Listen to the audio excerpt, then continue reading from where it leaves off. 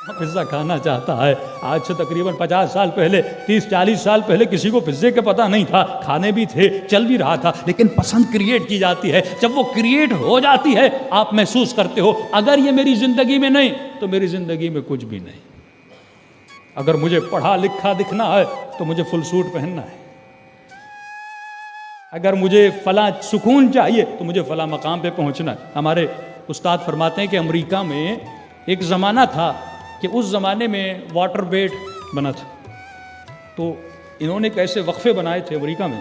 اس زمانے میں اس کی قیمت تقریباً $1000 تھی, اور ایسا وقفہ بنایا تھا کہ بندہ سو رہا ہے, کبھی کروٹ دائیں کبھی بائیں, اور سمندر کا احساس آ رہا ہے جیسے یہ پانی میں سو رہا ہے. اور ایسا اٹریکٹیو وقفہ بنایا کہ ہر مومن و عزادار اس کے پیچھے تھا کہ مولانا پیسے جمع کر لیں, واٹر بیڈ لے لیں. تو کسی کے گھر میں واٹر بیڈ نہیں, گویا اس کے گھر میں کچھ بھی نہیں ہے.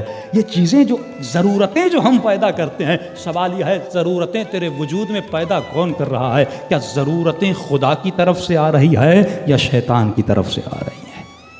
تو سب سے پہلی چیز جو انسان کو پہچاننی ہے اسے یہ دیکھنا ہے کہ جو فکر میرے ذہن میں بن رہی ہے یہ فکر کہاں سے آ رہی ہے. کیا یہ فکر رحمان کی طرف سے آئے یا یہ فکر شیطان کی طرف سے آئے؟ اور یہ کب پتہ چلے گا؟ جب تک تم معرفت النفس کا علم حاصل نہیں کرو گے. تبھی فرمایا یہ علم واجب ہے, کیونکہ اللہ کی معرفت واجب ہے, اور اس کا مقدمہ ہے کہ من عرف نفسہ فقد عرف ربہ. جس نے نفس کو پہچانا اس نے خدا کو پہچانا. تو اپنے بچوں کو نفس کی معرفت دلائیے, علم النفس کا پتہ لگائیے. تو یہ علم النفس مجھے ملے گا تو کہاں سے ملے گا؟ میں حاصل کروں تو کہاں سے حاصل کروں؟ تو فرمایا اے مومن, اگر علم النفس حاصل کرنا چاہتے ہو, اور جب یہ علم تیرے پاس آ جائے گا خدا تجھے ابدی سکون عطا کرے گا. جس نے مال کو دولت تو ایمان کو مال و دولت کو سکون سمجھا تھا, آج آپ دیکھ لیجئے بڑے بڑے بنگلوں میں رہنے والے, لیکن راتوں کو نیندیں نہیں آتی جب تک نیند کی گولی نہ کھا لے. لیکن چھوٹی چھوٹی جھوپڑیوں میں سونے والے انہیں بڑے سکون سے نیند آ جاتی ہے.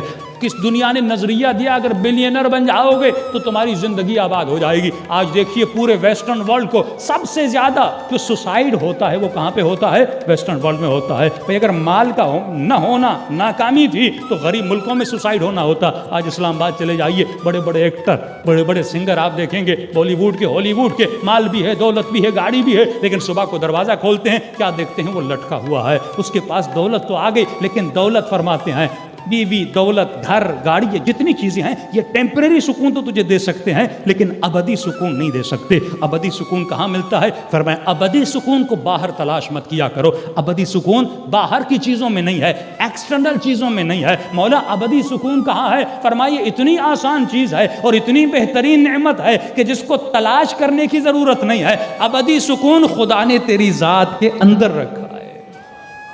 اصل سکون تیرے اندر ہے. تو باہر کیوں تلاش کرتا ہے؟ تو گاڑی کو سکون کیوں سمجھ رہا ہے؟ تو منگلے کو سکون کیوں سمجھ رہا ہے؟ اصل سکون تیرے اندر ہے. وہ ٹیمپریری چیزیں ہیں, زندگی کو گزارنے کے اسباب ہیں, اسے مقصد نہ بنانا. اور ایک جملہ سن لیجئے, فرمایا ہر وہ شے جس کو فنا ہے اس کے حصول سے تمہیں سکون نہیں مل سکتا. گاڑی کو فنا ہے, مال کو فنا ہے, دولت کو فنا ہے, دنیا کو فنا